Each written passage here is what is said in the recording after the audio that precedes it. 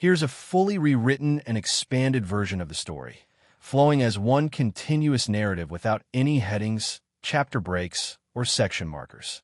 I've smoothed out the pacing, added more vivid sensory details, deepened character motivations, tightened some dialogue for natural flow, and extended emotional beats while keeping the core plot, tone, and satisfying revenge arc intact.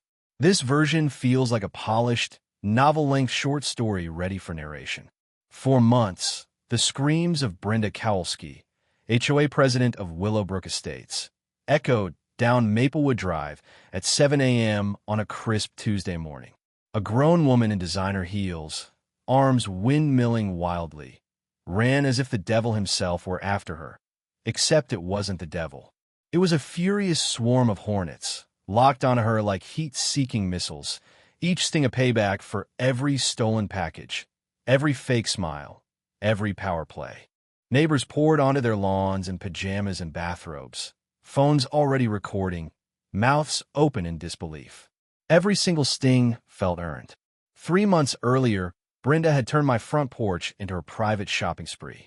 Over $3,000 worth of deliveries, precision tools, circuit boards, microprocessors for defense contracts, vanished into the back of her gleaming white Cadillac Escalade. She never bothered to hide. She'd glance straight at my Ring camera, give that smug little wave, and stroll away like she owned the neighborhood. Which, in her mind, she did. What she didn't know was that I'm Marcus River, an aerospace engineer who spent 20 years designing guidance systems that hit targets with ruthless accuracy. After a brutal divorce left me craving quiet, I moved to this suburban Phoenix community, thinking the biggest hassle would be remembering to water the cacti. I was wrong. Brenda Kowalski was the hassle. She was 52, bleach blonde hair, shellacked into a helmet that could withstand a dust storm, always clutching a clipboard like a scepter. Her Escalade sported a blessed license plate frame, ironic considering what she was about to do. At first, the thefts were small, a $47 3D printer part 1 chalked up to Porch Pirates, then $180 calipers, then $220 in circuit boards. That's when I upgraded the cameras. The footage was damning. Packages vanished only on weekday mornings between 9 and 11 a.m., only when her husband Dave was on one of his pharmaceutical sales trips, only when her SUV sat in the driveway. She didn't rush. She'd lift each box, weigh it in her manicured hands, tilt it like she was shopping for the best melon. She was curating her haul. The day I caught her live changed everything. I watched from my home office as she parked in my mailbox, strutted to the porch, scooped up a $350 package of microprocessors, and started back to her car. I threw open the door. "Brenda, that's mine." She froze, clutching it to her chest like a guilty child. Then the fake smile snapped on. "Oh, Marcus, I was just checking for missed deliveries. As HOA president, I like to ensure everyone's items arrive safely." The box had my name, my address, my house number, clear as day. I held out my hand. "I'm home. I'll take it." She handed it over, but her eyes burned. How dare the new guy challenge her authority? 2 days later, the first violation notice arrived. Non-conforming, xeriscaping, inconsistent with community aesthetic standards. $50 per day until corrected. War declared. I'm an engineer. We read the fine print. I spent a week cross-referencing the CC and RS, architectural committee minutes, property records. Identical drought-resistant landscaping had been approved for 3 other homes, including her next-door neighbors. Arizona law encouraged xeriscaping for water conservation. Selective enforcement was a legal sledgehammer. I requested a hearing, showed up with a binder thick enough to stop a bullet, and watched the committee chair squirm. The violation was withdrawn. Brenda's face cycled through every shade of rage. Then came the next notice. Non-conforming window treatments visible from street view.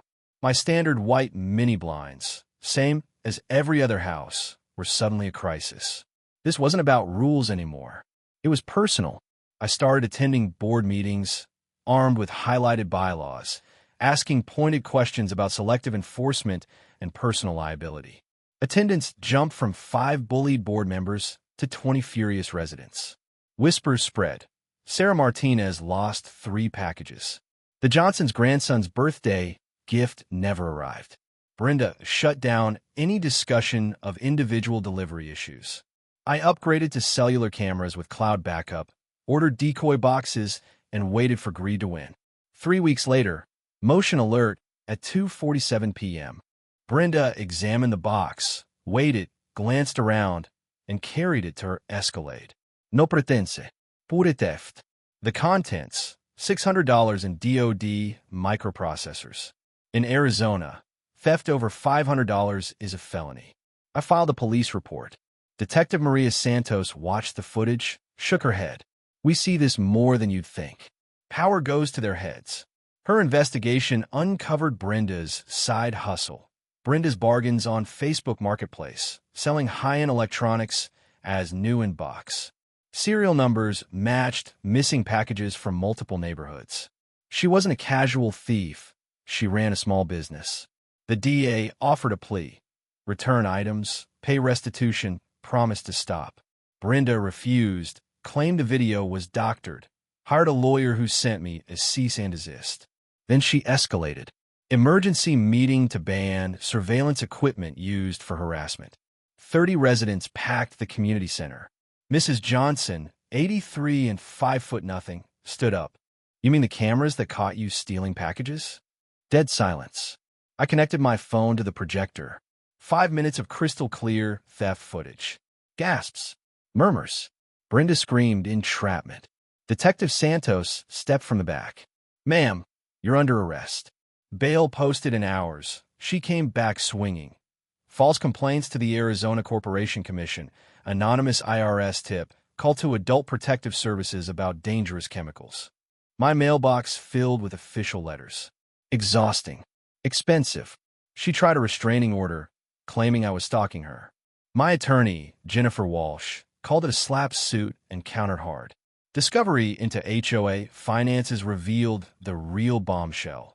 $67,000 in fraudulent expenses over 4 years. Fake vendors using variations of her maiden name. Invoices for services never performed. Brenda personally certified the reports under penalty of perjury, personal liability, including her house. She tried to bribe Frank Rodriguez, our retired accountant neighbor, $15,000 to correct his analysis. He recorded it. Federal crime. She vandalized her own windows and garage, blamed me. Sarah's camera caught her doing it. Desperation peaked. She offered me $5,000 cash in a grocery store parking lot to drop everything. I said, see you at the next meeting. I built a trap. Ordinary Amazon box on the outside. Inside, military-grade GPS, multiple 4K cameras with cloud upload, audio mics, and a servo-triggered chamber of professionally sourced Hornets trained for non-lethal dispersal. Movement over 50 feet triggered a 60-second delay, then release. Safety protocols in place. Goal: spectacle, not harm. Evidence collection only. Neighbors coordinated. Sarah on multiple phones, Frank with Pro Video, Johnson's on Porch Watch. Channel 12 reporter Laura Kim waited nearby for her HOA fraud series. Tuesday, 7:03 a.m. box placed. 7:38 a.m. Brenda made 3 passes, then grabbed it. 7:39 a.m. GPS movement.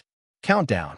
At 7 hours, 40 minutes, and 17 seconds, the mechanism word. Buzzing filled her car. Door flew open. Hornets poured out. Brenda tumbled out, screaming, "Help me!